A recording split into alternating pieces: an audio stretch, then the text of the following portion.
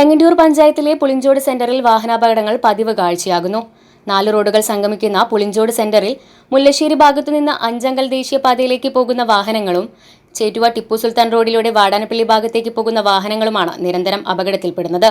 ഇതിനകം നിരവധി തവണ അപകടങ്ങൾ പുളിഞ്ചോട് സെന്ററിൽ സംഭവിച്ചിട്ടുമുണ്ട്. അപകട മേഖലയാണെന്ന് സൂചിപ്പിച്ചുകൊണ്ടുള്ള സൂചനാ ബോർഡുകൾ സ്ഥാപിക്കാത്തതും വാഹനങ്ങളുടെ അമിത വേഗത കുറയ്ക്കുന്നതിന് ആവശ്യമായ നടപടികൾ അധികാരികൾ സ്വീകരിക്കാത്തതുമാണ് വാഹനാപകടങ്ങൾക്ക് കാരണമാകുന്നത്.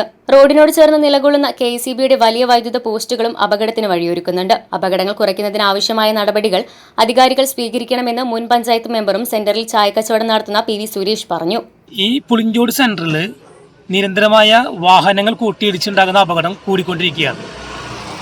അതിൻ്റെ കാരണം എന്താ വെച്ചാൽ മുല്ലശ്ശേരിയിൽ നിന്ന് നാഷണൽ ഹൈവേയിലേക്ക് പോകുന്ന വാഹനങ്ങളും ചേറ്റുവ ഭാഗത്തു നിന്ന് വരുന്ന ടിപ്പു സുൽത്താൻ റോഡിലൂടെ വരുന്ന വാടാനപ്പള്ളിയിലേക്ക് പോകുന്ന വാഹനങ്ങളും ഇത് സെൻറ്ററാണെന്ന് ചിന്തിക്കാതെ അവിടെ ബ്രേക്ക് ചെയ്യാതെ സ്പീഡിൽ വന്ന് പോകുന്നൊരവസ്ഥ ഉണ്ട്.